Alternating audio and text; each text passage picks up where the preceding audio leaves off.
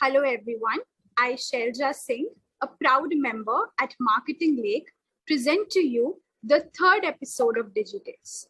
Marketing Lake, a digital first agency with a mission to help businesses succeed digitally using state-of-the-art methodologies. And Digitales, as the name itself suggests, is a platform for building conversations, having conversations about past, about present, about future, sharing their experiences, and above all, learnings from the experts themselves. So today we have with us a very special guest, Punita Parekh, a content creator, storyteller for brands, a podcaster, mentor, and above all, an exceptional human being. She's an optimist who believes to build a bright future through her consistent efforts. So Punita, I welcome you today to the third episode of Digitales. Thank you so much. Thank you so much. So how are you doing today? Wonderful. Okay, so Punita, would you like to enlighten our audience a little about your career, how you've grown so exceptionally well? So let me give you like a 45-second background about who I am. So I'm from Mumbai, very much based and born and brought up in Mumbai city. I graduated from a college in Mumbai, which is called KC College. And after that, I started working for this brand called CNBC, which is a business news channel. I did content marketing there for about a decade. After that, I moved on to Times of India, which is another broadcast channel. Spent about 7 to 8 years there doing content marketing there itself. So say about 16 to 18 years of work experience in the content marketing space, working in the corporates. And then last July is when I quit my corporate job and moved on to becoming an independent content marketer, like a freelancer, now I'm helping a lot of brands, a lot of individuals, a lot of companies, a lot of startups grow their presence with the power of content for their Instagram, for their LinkedIn, and so on and so forth.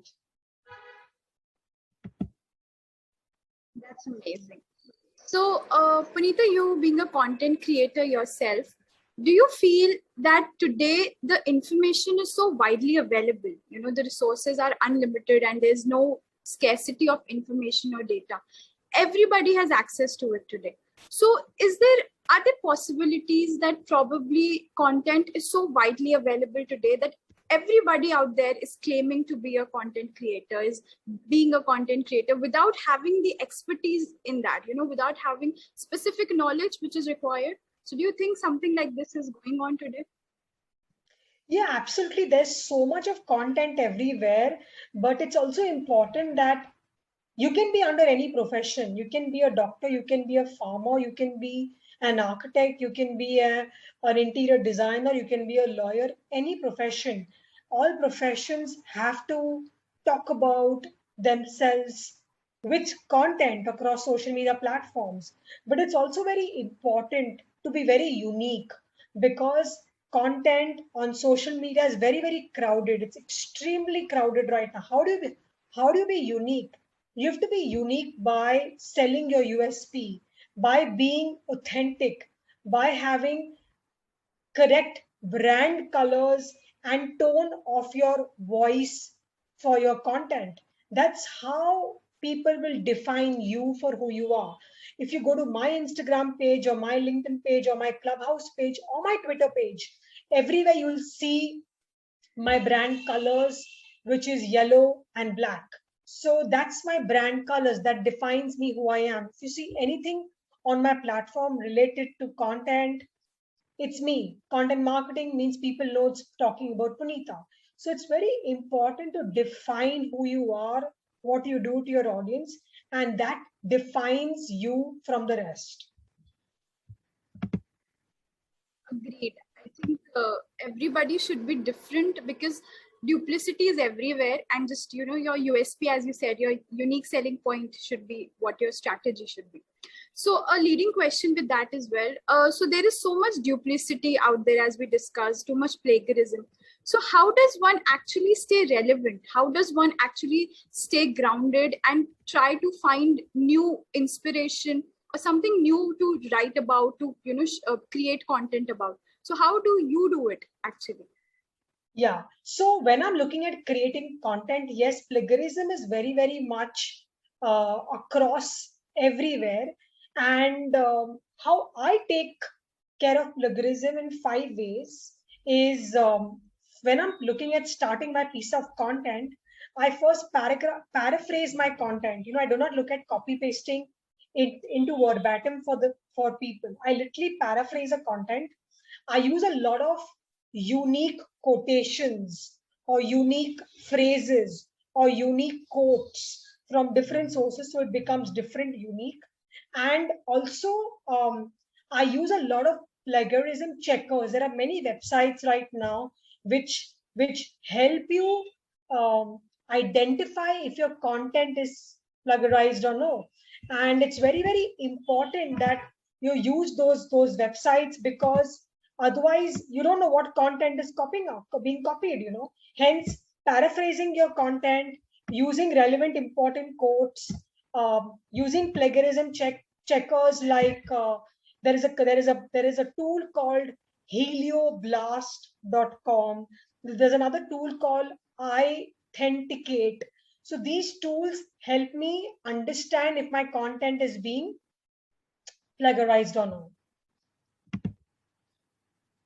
That's wonderful. I think our viewers are going to definitely use when when they see this episode.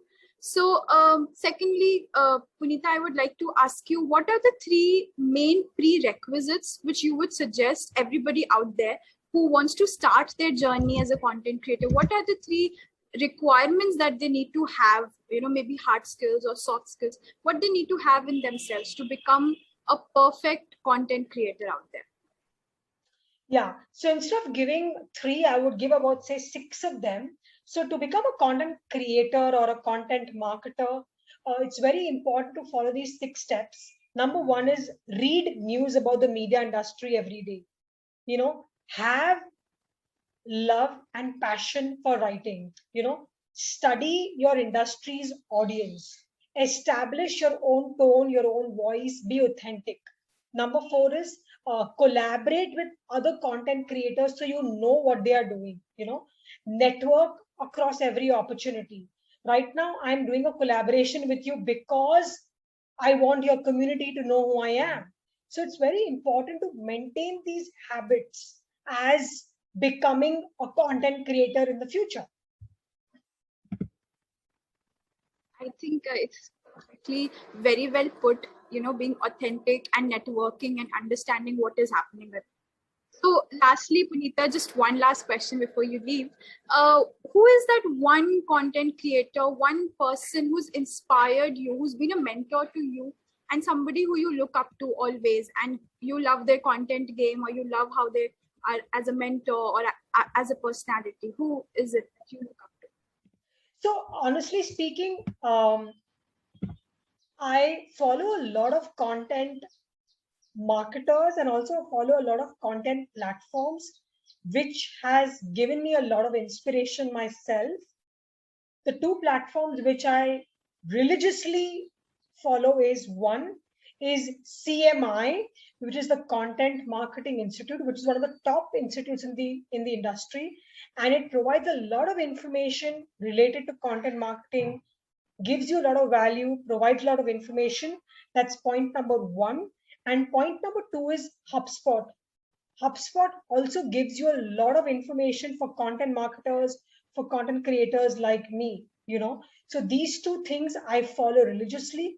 And also for inspiration, I follow a lot of Pinterest content, because Pinterest also, a lot of content marketers put some really value driven content, which inspires me to do more.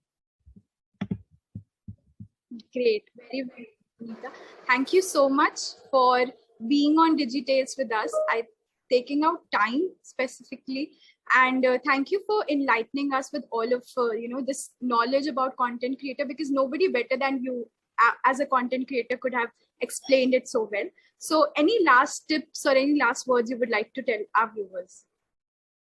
I strongly feel if you're looking at becoming a content writer, just go out and be fearless and start now. Do not delay, because the faster you fail, the faster you learn. Thank you so much.